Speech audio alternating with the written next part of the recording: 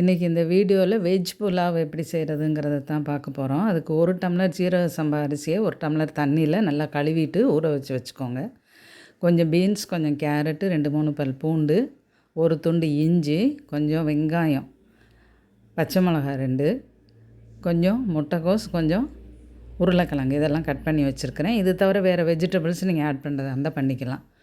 ஒரு 2, 3 கிராம்பும், 2 ஏலக்காய், ஒரு சின்ன துண்டு பட்டை, 3 பெட்டல் அனீஸ் பூவை தட்டி வச்சுக்கோங்க.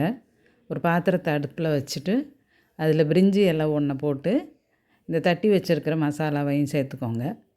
சேர்த்து லேசாக அது வறுபட்ட உடனே கட் பண்ணி வச்சுருக்கிற வெங்காயம், நீங்கள் 1 டம்ளர் அரிசினா ஒரு பாதி வெங்காயம் போட்டால் கூட போதும். 2 பச்சை மிளகாய் போட்டுக்கலாம்.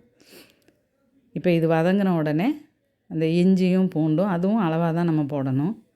போட்டு அதையும் நல்லா கலந்து விட்ருங்க. அது வதங்கி வந்த உடனே இந்த வெஜிடபிள்ஸ் எல்லாத்தையும் அதில் போட்டுக்கோங்க. கொஞ்சம் உப்பையும் சேர்த்துக்கோங்க. சேர்த்து நல்லா வதக்கி விட்டுட்டு அது நல்லா வதங்கி வந்ததுக்கப்புறமா இந்த அரிசி கூட நம்ம அதை சேர்க்க போகிறோம். 1 டம்ளர் அரிசி அப்படின்னா 2 டம்ளர் தண்ணி ஊற்றி நீங்கள் கொதிக்க வைக்கணும். அது கூட இந்த வெஜிடபிள்ஸையும் நம்ம சேர்க்க போகிறோம். இந்த மாதிரி எல்லா வெஜிடபிள்ஸும் கலந்துரும். இதுக்கு தக்காளி தேவையில்லை.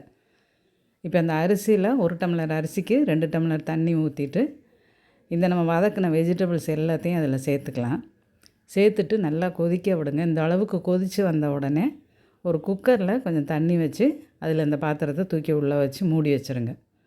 மூடி வச்சுட்டு குக்கரை மூடி எப்பயும் சாதம் வேக வைக்கிற அளவுக்கு ஒரு 5 அல்லது 6 விசில் நீங்கள் வேக வச்சிட்டிங்க அப்படின்னு சொன்னால் இது வெந்துடும். தண்ணி ரொம்ப அளவாக கரெக்டாக இருக்கிறதுனால அது வெந்து உதிரியாக தான் இருக்கும். இப்போ வெந்து இறக்குனோடனே 2 ஸ்பூன் நெய் விட்டுக்கோங்க. விட்டுட்டு இந்த மல்லித்தழையையும் அதில் கட் பண்ணி போட்டு நீங்கள் லேசாக கலந்து விட்டீங்க அப்படின்னு சொன்னால் வெஜ் புலாவ் ரெடி ஆயிரும்.